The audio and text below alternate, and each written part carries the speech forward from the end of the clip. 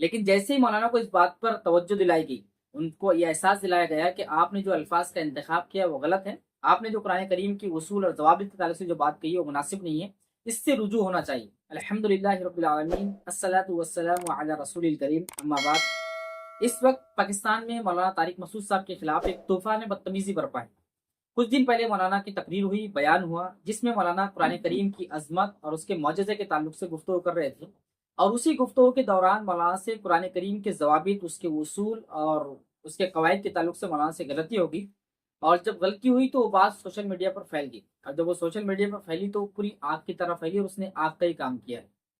لیکن جیسے ہی مولانا کو اس بات پر توجہ دلائی گئی، ان کو یہ احساس دلایا گیا کہ آپ نے جو الفاظ کا انتخاب کیا وہ غلط ہے، آپ نے جو قرآن کریم کی اصول اور ضوابط کے تعلق سے جو بات کہی ہے وہ مناسب نہیں ہے، اس سے رجوع ہونا چاہیے، اس سے آپ کو توبہ کرنی چاہیے، اپنے الفاظ کو واپس لینا چاہیے۔ تو ٹھیک مولانا نے ویسا ہی کیا ہے۔ مولانا نے باقاعدہ اس کا ریکارڈ کروایا کہ میں اس بات سے رجوع کرتا ہوں جو مجھ سے قرآن کریم کے متعلق نکلے ہیں، اور میں اللہ تعالیٰ سے توبہ بھی کرتا ہوں، اور جن لوگوں کو میری اس بات سے تکلیف پہنچی ہے ان سے بھی میں معافی چاہتا ہوں۔ یہ سارے کام مولانا نے 2 سے 3 مرتبہ غالباً کیے، لیکن شر پسندوں اور فتنہ پرور لوگوں کے لیے اتنا کافی نہیں تھا، ان کو اتنی بات ہضم نہیں ہوئی، چونکہ انہوں نے مولانا پر گستاخی قرآن اور گستاخی رسول کا الزام لگا دیا۔ اور یہ مولانا کے رجوع ہونے کے بعد بھی، جب مولانا نے کھلے الفاظ میں اس کا رجوع کر لیا، اپنا اعتراف، اپنی غلطی کا اعتراف کر لیا کہ مجھ سے غلطی ہوئی ہے، اس کے بعد بھی مولانا پر گستاخ رسول اور گستاخ قرآن کا الزام لگانا شروع ہے۔ یہ سوشل میڈیا پر اور خود پاکستان میں اس کے باقاعدہ نعرے بھی لگ رہے ہیں کہ قرآن مطلب طارق مسعود گستاخ رسول ہے، گستاخ قرآن ہے۔ وہ جب گستاخ قرآن اور گستاخ رسول ڈکلیئر ہو گیا ایک بار، تو پھر اس کی جو سزا ہے وہ بھی اس پر نافذ ہونی چاہیے، اور یہ نعرے وہاں پاکستان میں لگ رہے ہیں کہ طارق مسعود گستاخ رسول اور گستاخ قرآن ہے، اس کا سر تن سے جدا ہونا چاہیے۔ اتنی جاہلانہ اور اتنی بھدی باتیں مطلب ایسے ملک میں ہو سکتی تھی، اس کی امید نہیں ہے، جبکہ وہ لوگ کر رہے ہیں جو لوگ مطلب اپنے آپ کو عالم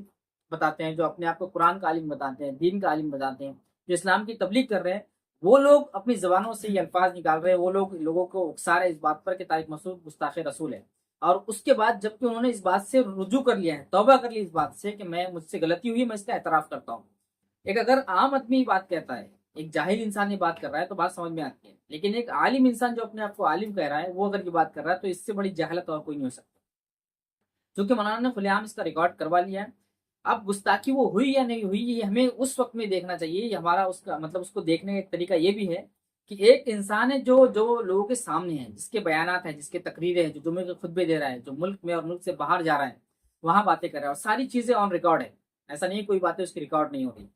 تو اس میں کوئی بھی اس میں ایسا نہیں کہ اس نے مطلب اس کا معمول رہا ہو کہ وہ قرآن کی ہمیشہ گستاخی کرتا ہے، اللہ کے رسول کی شان میں نعوذ باللہ وہ گستاخی کرتے رہتا ہے۔ اگر اس کا یہ معمول ہوتا تو وہاں یہ بات سوچنے والی تھی کہ اس پر واقعی میں گستاخ رسول کا یہ اس پر الزام لگانا صحیح ہے یا نہیں ہے، اس کو گستاخ رسول ٹھہرانا صحیح ہے یا نہیں ہے، کہ اس وقت میں ثابت ہوگا جب وہ اس کا اگر معمول ہو۔ لیکن اگر ایک انسان کا معمول نہیں ہے، وہ سالوں سے دین پر گفتگو کر رہا ہے، لوگوں کو دین سمجھا رہا ہے، ملک میں اور ملک سے باہر بھی تقریریں کر رہا ہے، بیانات دے رہا ہے، اور لیکن اس سے کوئی ایسی اتنی بڑی غلطی کبھی نہیں ہوئی ہے، پہلی بار اس سے ہوئی، اور پہلی بار ہونے کے بعد بھی جب اس کو احساس دلایا گیا، جو اس کو یہ بتایا گیا کہ آپ سے یہ غلطی ہوئی، آپ سے یہ خطا ہوئی، اس کے متعلق آپ کا رجوع ہونا چاہیے، اللہ تعالیٰ سے توبہ ہونی چاہیے، اس نے فوراً اس پر ایکشن لیا اور اس کو مطلب اس سے رجوع کیا، اس سے توبہ کی۔ اس کے بعد بھی اب یہ کہنا کہ گستاخ رسول ہے، اس کا سر تن سے جدا ہونا چاہیے،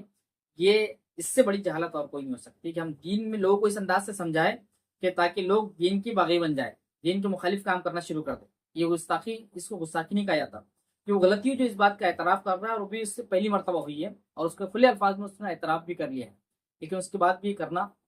کہ گستاخ رسول ہے، یہ مناسب نہیں ہے۔ اس سے پھر لوگوں کے اندر ایک دین کا غلط نقشہ اور دین کا ایک غلط پیغام جائے گا کہ انسان پھر غلطی برداشت نہیں کریں گے۔ اگر لوگوں کے سامنے وہ ساری غلطیاں لا کے رکھ دی جائے جو ہمارے اسلاف سے ہوئی ہیں، جو کتابوں کے اندر موجود ہے، اور اس پر مطلب ستم یہ ہے کہ اس پر ان کے رجوع ہی موجود نہیں ہے، مطلب اتنی غلطیاں ان سے ہوئی ہے، بڑی بڑی غلطیاں، تو اس کو کسی نے بھی ان کو گستاخ رسول نہیں کہا، بلکہ سب لوگوں نے اس کو انسانی خطا سمجھا ہے کہ ایک انسان ہے، انسانی ہونے کے ناطے ان سے غلطی ہوئی ہے، تو کسی نے ان کو گستاخ رسول کا الزام اوپر نہیں لگایا، نہ ہی کسی نے ان کو گستاخ رسول ٹھہرایا، اور نہ ہی ان کی غلطی پہ اور ان کی کتابوں میں رجوع موجود ہے، الا ماشاء اللہ۔